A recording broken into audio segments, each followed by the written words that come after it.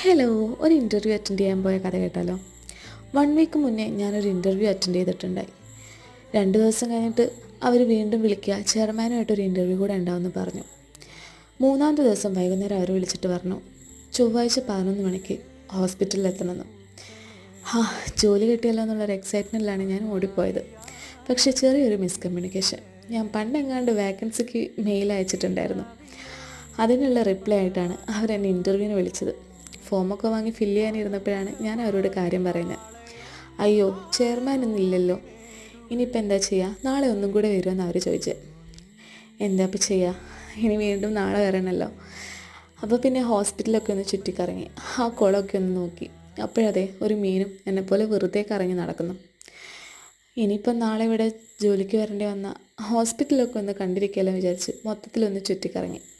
പിന്നെ തിരിച്ച് വീണ്ടും നാട്ടിലേക്ക് തന്നെ.